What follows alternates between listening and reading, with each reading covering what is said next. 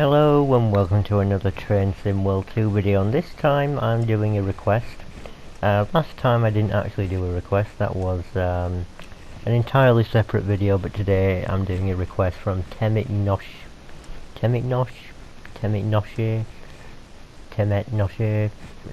something along those lines.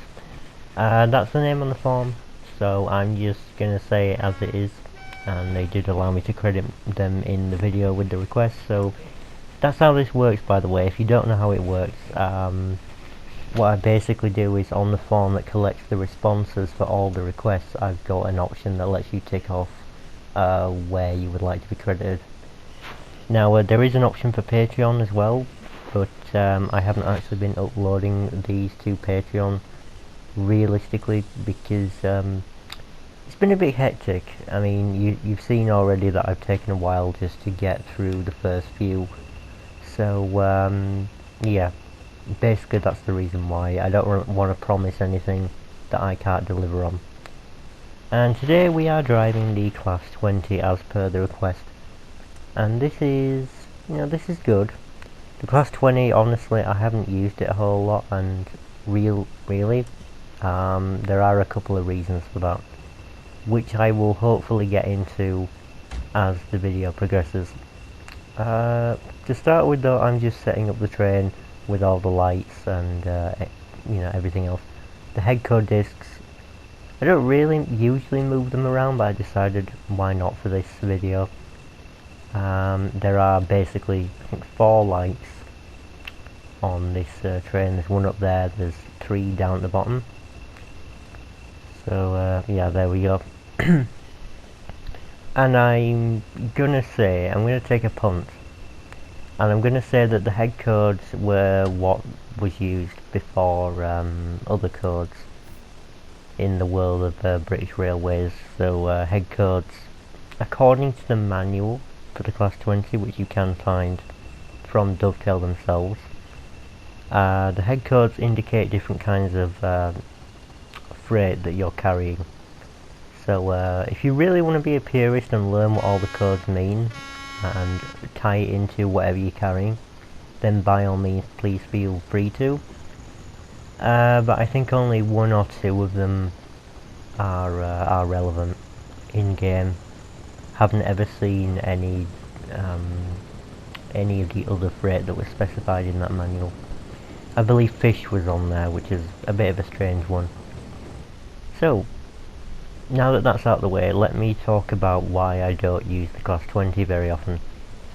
A couple of reasons. Number 1, acceleration wise it's perfectly fine. Braking wise though, it stinks, quite honestly. That's one of the reasons why I'm a little bit iffy with this train. The braking is quite weak, and I am using the train brakes and the locomotive brakes, and neither of them seem to be that great, if I'm completely honest. So stopping is a bit of an issue. Now you can mitigate this. Obviously it's possible to stop every single train in the game.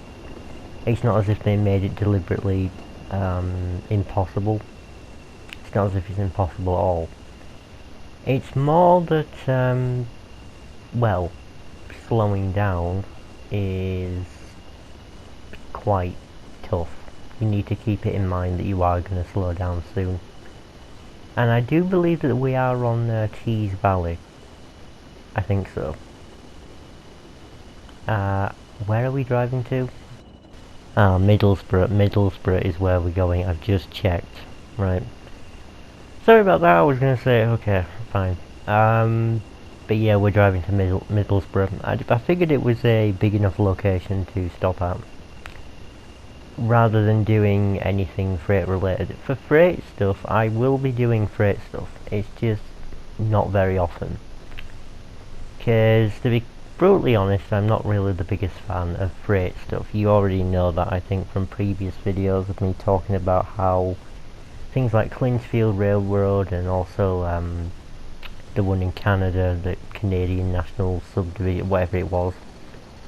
And, well, there's Clinchfield, and then there's the upcoming Cane Creek. Which Cane Creek I don't really know a whole lot about, except it's a route in the United States. I don't even remember where it is. You'd think I would pay more attention to these things, but if I'm not interested in it, I usually don't pay that much attention.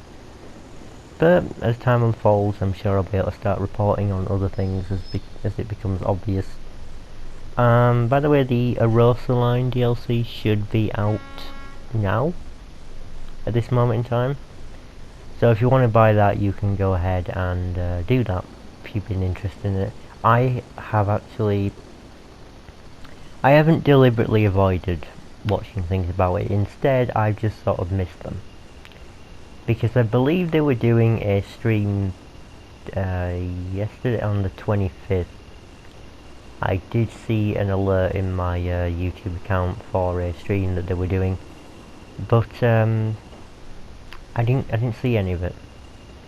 Because by the time I figured it out, oh, it's a stream link for Arosa Line, it was pretty much already done, and I thought, you know what, rather than just try and watch it all, I've decided I'll watch it on another day and then report back about what my thoughts were. I'm pretty sure that the community has already done a lot of things regarding their thoughts on Arosa Line. In fact, I bet a lot of people have already bought it.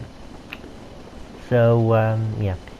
Arosa Line, like I said last time, it's on my list of things to be interested in, but it's not exactly I'm gonna pick it up tomorrow kind of deal. It's more, I'll sit down, I'll think about it, I'll look at what's there, and I'll work out whether the DLC is appropriate for what I want to be doing, both in my channel and off camera, basically. Because I do play the game off camera from time to time. Some things that I do you never even see. But when I'm ready to record something, I do stick the camera on, I do record. And yeah, that's that. I did also want to bring up another thing in this video. I might be talking about this for a couple of videos. Maybe in like a mainstream video, a mainline video at some point. But I have been thinking about other content to do on this channel. So there are two different things that I want to bring up today. One actually came from earlier on. A friend of mine was playing Night of the Woods, and I was Night in the Woods, not at Night of the Woods.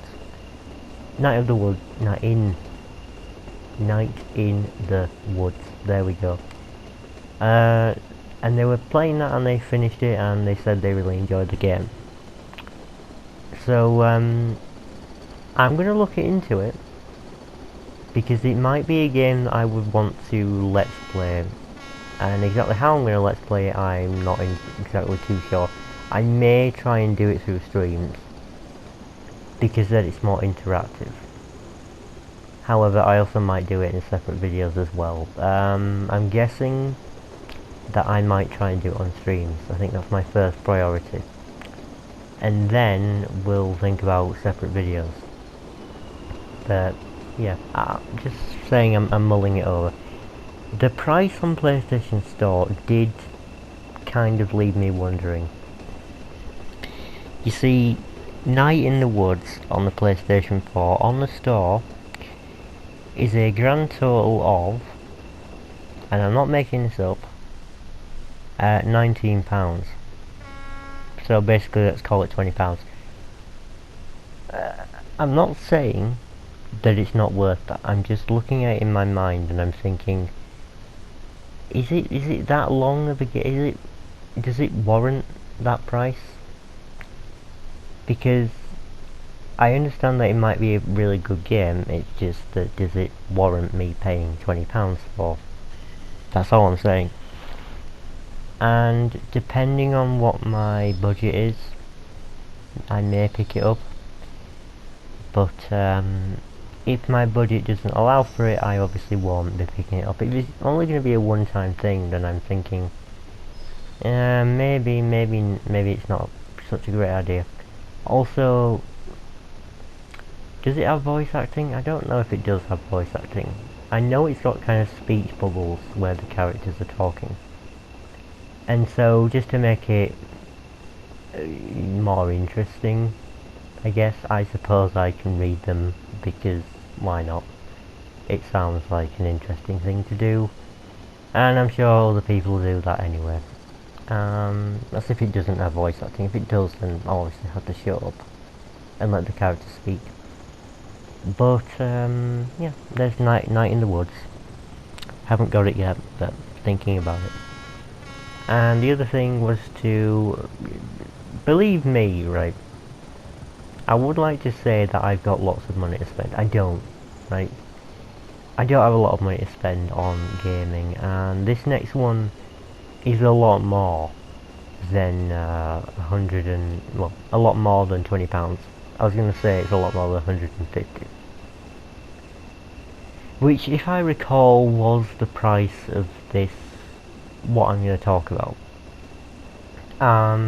So the idea is that I do have a collection of PlayStation 2 games that I play, and I've got an original console as well. However, as you know, the only way to really get footage from that is to either do it really, really badly, or do it in a good way. And I've decided that maybe it's worth doing in a good way, because my PlayStation 2 collection, I would love to do Let's Plays on my PlayStation 2 collection. It is a crying shame that my PS4 and any other console that I have will not let me do that. So instead, I would have to buy an Elgato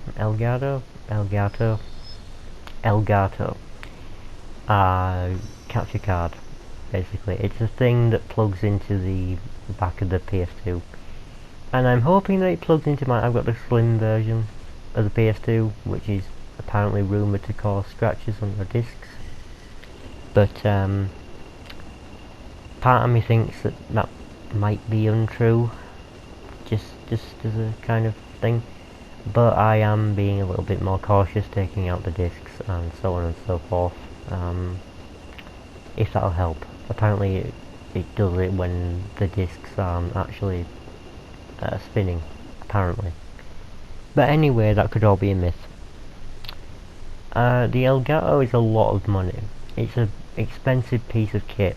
Now, I'm not saying that it's not worth it, because I'm pretty sure that it is. I'm pretty sure that that as a piece of equipment will last longer than anything else I could buy for that amount of money. I could spend 100 and something amount of money on actual games, but I don't think those games would last as long as the Elgato, because the Elgato would allow me to basically do Let's Plays of any game that I've got for the PlayStation 2 and also for the Wii. I've got a Wii upstairs. I don't actually have it out, but it is there. So if I want to do Wii games, then I can do Wii games in the future. It sounds like a worthwhile investment.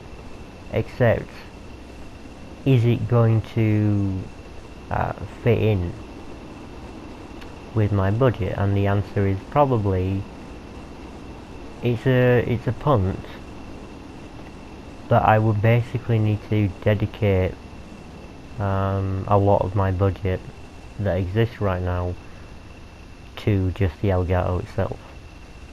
Now, apparently it does also come with the ability to install the video software for it, which is great. Right, so the software is basically free if you get the Elgato. Otherwise, if you don't get it, then it's a bit useless, isn't it? I mean, if you have the software but not the thing itself. So you can see what they've done, really. So I'm just thinking, is it a worthwhile investment? If you would like to see PS2 games, let me know. Because to me, it's a good idea. I've always wanted to do it. But, you know, it's a new thing for me, operating such a thing. And we'll just have to see how it goes if I ever make the plunge. Anyway, we're almost in Middlesbrough. Just a few more feet and we'll be there. And obviously we had to stop way in advance, slow down way in advance before we reached here. One, to get in under the speed limit, and two, to actually make sure that we get here. But it seems that we've got here okay. Magical. Right, thank you for watching this video. I hope you enjoyed everything I had to talk about, and if you do want to watch more videos, they're all available on my channel. just click on my channel and have a look, because they might appear in your recommended and they might not. I'll see you all around, hopefully in the next video, which will be going as normal. See you around.